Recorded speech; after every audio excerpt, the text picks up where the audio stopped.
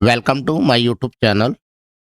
आज की वीडियो में हम करने वाले हैं पीएनएन मोहन पब्लिक स्कूल की मैथ्स की प्रैक्टिस वर्कशीट, जो कि पीटी2 एग्जाम के लिए रेफरेंस है आपका। ओके, क्वेश्चन नंबर 1 कहते हैं, find the like term of 3a² b out of ba², 9a²b, 5ab², 7a²b, 4ab, 7ab² and ab। Okay, तो लाइक टर्म है a²b होना चाहिए, चाहे आगे पीछे हो तो भी चलेगा। ठीक है, a⁻² होना चाहिए, b⁻1 होना चाहिए, तो आपका क्या हो जाता है, वो रेफरेंस हो जाता है। ठीक है, तो कौन कौन है a²b? देखो पहले ये देखो, ये a²b यानी a² बाद में लिखा है, b लिखा है, तो ये आपका लाइक टर्म में आता है। ओके, ये आ जाओ, ये 9a²b, ये a²b है। कोफिशिएंट आगे वाला जो नंबर है, चाहे वो कुछ भी हो, वो मैटर नहीं करता आपका, तो ये भी आपका लाइक टर्म हो गया। 5ab² है, ये b की पावर 2 है, इसलिए ये लाइक टर्म नहीं है। ये लाइक टर्म होगा 7a²b। 4ab नहीं होगा क्योंकि a की पावर 2 नहीं है।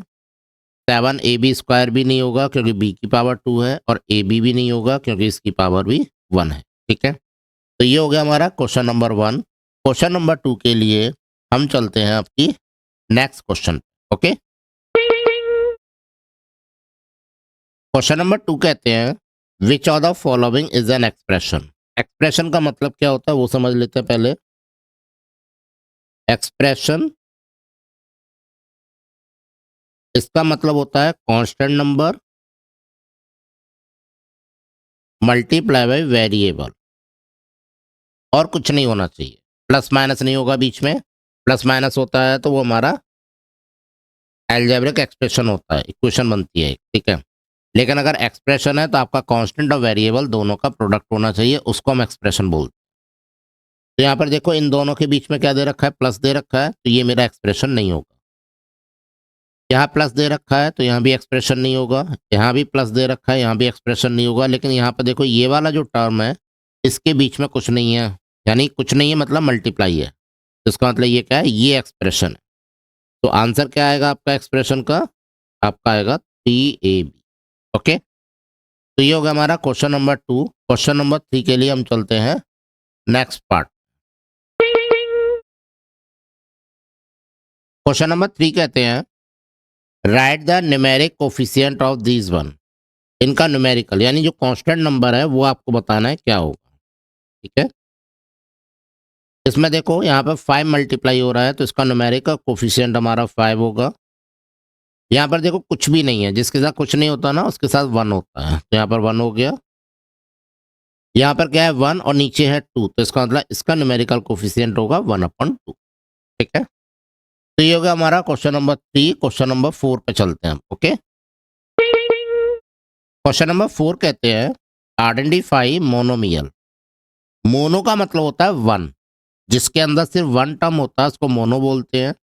जिसके अंदर 2 टर्म्स, मैं यहाँ पे लिख देता हूँ देखो, जिसके अंदर 1 टर्म होगा उसको बोलेंगे मोनोमियल। जिसके अंदर 2 टर्म्स होते हैं उसको बोलते हैं बायनोमियल। जिसके अंदर 3 टर्म्स होते हैं उसको बोलते हैं ट्राइनोमियल्स। जिसके अंदर 4 टर्म्स होते हैं वो आते हैं हमारे पॉलिनोमियल की कैटेगरी। ठीक है, तो यहाँ पर देखो कितने टर्म्स हैं। प्लस माइनस जो होता है ना वो डिफाइन करता है टर्म्स को। ये माइनस है तो इससे पहले वाला एक टर्म और एक टर्म ये, तो एक टर्म ये हो गया, एक टर्म ये हो गया, 2 टर्म्स, तो 2 टर्म्स वाले को बोलते हैं बायनोमियल।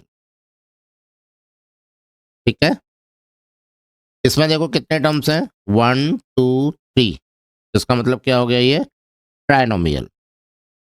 ठीक है, इसमें कितने टर्म है, सिर्फ इसमें 1 टर्म है। इसमें जब 1 टर्म है तो इसका मतलब ये क्या हो गया मेरा, मोनोमियल। एक टर्म मतलब मोनोमियल। इसके अंदर कितने टर्म्स हैं, 2 टर्म्स हैं, तो इसका मतलब ये कौन हो गया मेरा, बायनोमियल। ठीक है, तो ये हो गया हमारा क्वेश्चन नंबर 4। क्वेश्चन नंबर, अब हम चलते हैं क्वेश्चन नंबर 5। क्वेश्चन नंबर 5 कहते हैं, the sides of a rectangle are this. एक तो ये साइड हो गई हमारी, एंड दिस वन, एक ये हो गई, यानी लेंथ कितनी दे रखी है आपको,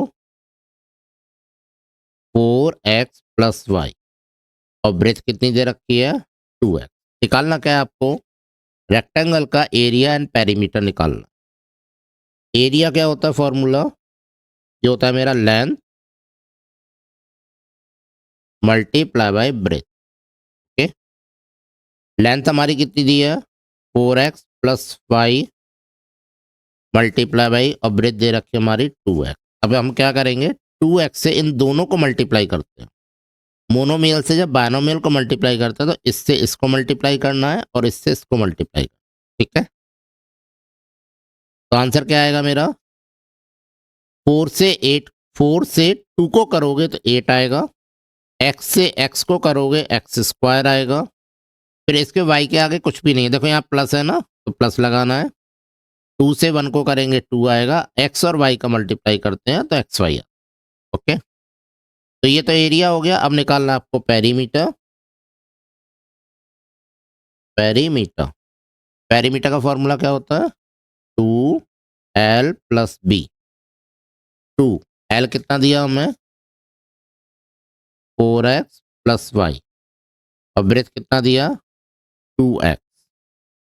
2 4x और 2x दोनों लाइक टर्म है ना, दोनों को साथ में रख लो और y को अलग कर लो। ओके, तो ये जगह 2 4 और 2 कितना होता है 6x प्लस वाई। अब 2 से इसको मल्टीप्लाई करना है और इसको मल्टीप्लाई करना है, तो 2 6 जा 12x और 2 से y को करेंगे तो 2y।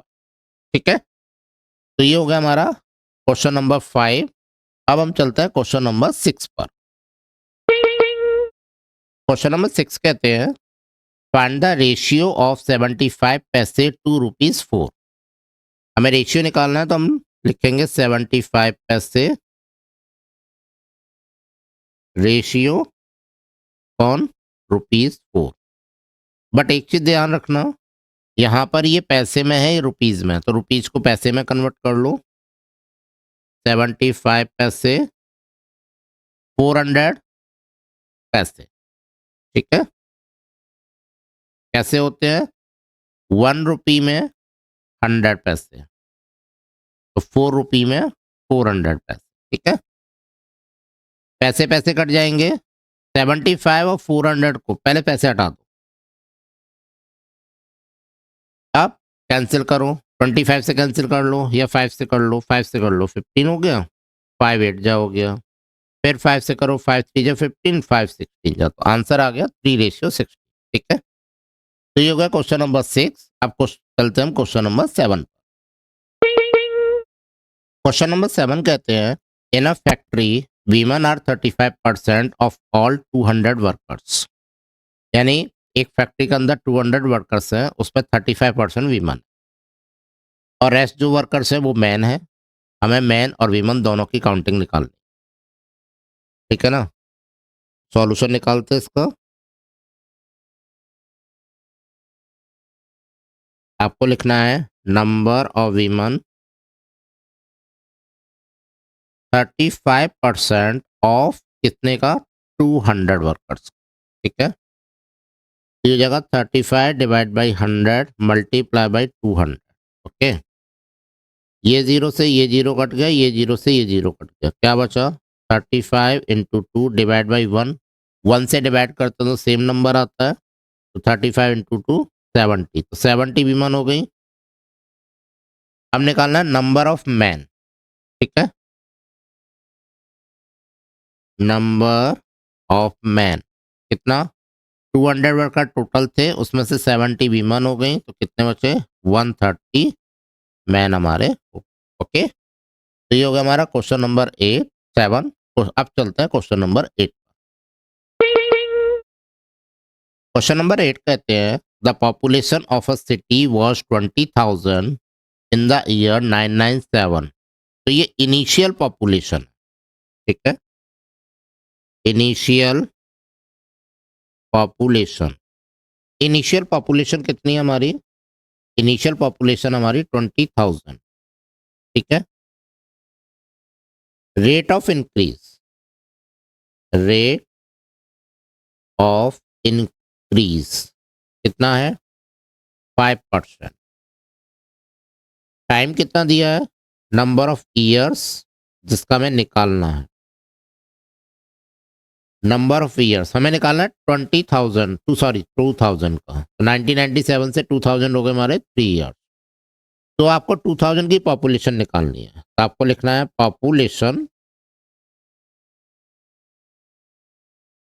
Population in 2000 is equal to, initial कितनी थी 20,000, रेट कितना हमारा 5 डिवाइड बाई 100 और उसकी पावर 3। इसको आपको सॉल्व करना है। ये 20,000 हो गया, ये हो जाएगा 100 प्लस 5, एलसीएम ले लेंगे तो 105 डिवाइड बाई 100 उसकी पावर 3। 20,000 इसको कैंसिल कर दो 5 से, तो ये 21/20 हो जाएगा। अब इसको हम क्या करेंगे, सॉल्व करेंगे। 20,000 ये पावर 3 है तो इसको 3 टाइम्स लिखना है, 21/20, 21/20, 21/20, 1 2 3 जीरो कट गई, जो बचा वो लिख लो 20, 21, 21 और 21 डिवाइड बाई 2 इंटू 2 इंटू 2, 2 से इसको कैंसिल करेंगे 10 आ जाएगा, 2 और फिर 2 से कैंसिल करेंगे 5 आ जाएगा। कितना आया 5 into 21 into 21 into 21 divide by 2। 5 और 21 को मल्टीप्लाई करोगे तो 105 आएगा, ठीक है। इन दोनों को मल्टीप्लाई करोगे तो 441 डिवाइड बाई 2। अब आपको क्या करना है 105, ठीक है, 105 और 441 को मल्टीप्लाई करना। तो ये आंसर आता है आपका 46305 डिवाइड बाई 2। 2 से इसको डिवाइड कर दो, कितना आंसर आएगा 2 2 जा 4, 2 3 जा 6, 2 1 जा 2, 2 5 जा 10, 2 2 जा 4, 2 5 जा 10। लेकिन पॉपुलेशन कभी भी फ्रैक्शन में नहीं होती, ठीक है ना, इसलिए आपका आंसर लिखना है 2315। 2 को राउंड ऑफ करके 3 कर देंगे और यहाँ लिखेंगे एप। ओके, तो ये हो गया हमारा क्वेश्चन नंबर 8। अब हम चलते हैं क्वेश्चन नंबर 9 में। क्वेश्चन नंबर 9 कहते हैं find the ratio of the speed of cycle to the speed of scooter. तो आपको लिखना है ratio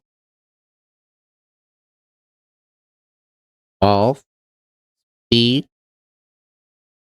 of cycle to scooter. क्या आएगा, साइकिल की स्पीड दे रखी है आपको 15 kilometre per hour, ratio scooter की दे रखी है 30 किलोमीटर पर आवर। पहले स्टेप में आपको दोनों किलोमीटर पर आवर हटा देने हैं, तो ये क्या बनेंगे हमारे, तो जगह 15 रेशियो 30। अब इन दोनों को कैंसिल कर दो, 5 से चाहो तो 5 से कर लो, 3 से चाहो 3 से कर लो, 3 से कर दो, 3 5 जा 15 और 3 10 जा 30। अब 5 से कर दो, 5 1 जा 5, 5 2 जा 10। तो आंसर आ गया 1:2, ठीक है। तो ये हो गया क्वेश्चन नंबर 9। अब हम चलते हैं क्वेश्चन नंबर 10। क्वेश्चन नंबर 10 कहते हैं if Reena had ₹600 left after spending 75% of her money, यानी उसकी जितनी इनकम थी, जितना उनके पास पैसा था, उसमें से 75 खर्च करने के बाद उसके पास ₹600 बचते हैं। तो आपको बताना है कि बिगिनिंग में उसके पास कितना पैसा था, ठीक है।